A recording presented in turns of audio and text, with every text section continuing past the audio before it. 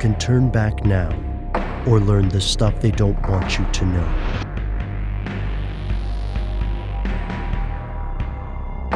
Here are the facts.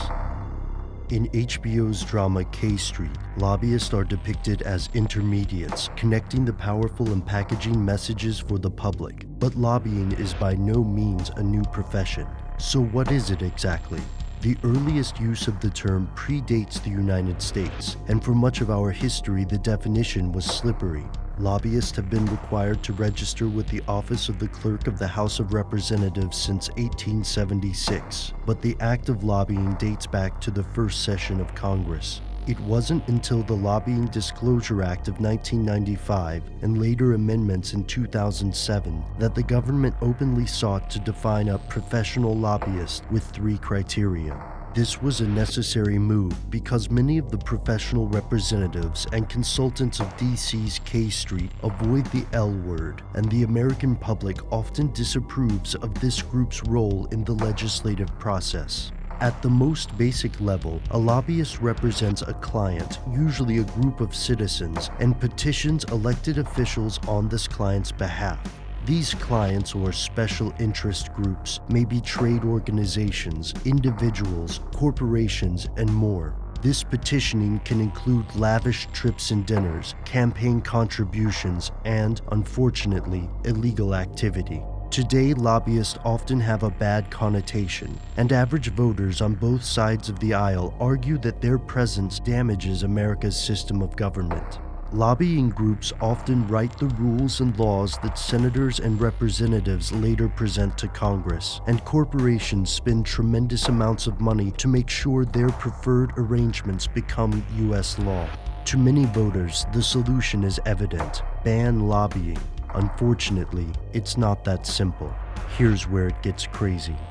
For a practice so often associated with corruption, it may surprise some voters to learn that lobbying is a constitutional right. The First Amendment of the Constitution gives people the right to petition the government for a redress of grievances, and the act of lobbying is one way in which this right is exercised. Every large organization has lobbyists pushing their agenda on Capitol Hill, and a list of the organizations spending the most money includes everything from pharmaceutical companies to private insurance corporations, from retirees to big oil, from defense contractors to the disabled. These groups receive an excellent bang for their buck, and the millions they spend pushing congressional votes more than pays for itself in favorable legislation.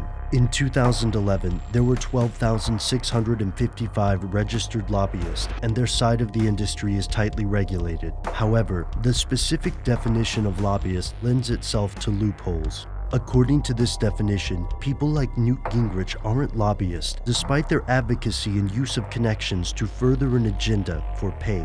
From these loopholes arise the great revolving doors of public and private sectors, where a former elected official will pass legislation favoring a particular special interest group and, after his or her term, take a job consulting for that private industry. These practices are part of the reason that lobbyists get a bad name. Most critics believe the fault lies with the system. Former lobbyist and crusader for transparency Jack Abramoff doesn't believe current regulations address the systemic corruption he once participated in.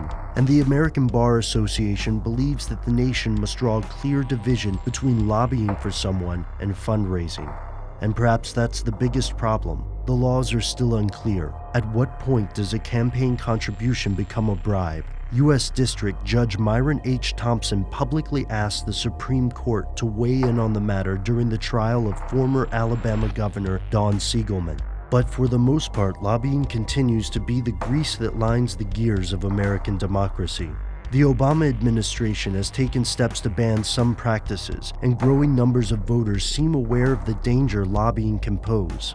One thing's for sure, the bills that U.S. senators and congressmen are passing into law are often not written by our elected officials, but by advocates paid to push a certain agenda. Are these advocates actually lobbyists? Usually, that's something they don't want you to know.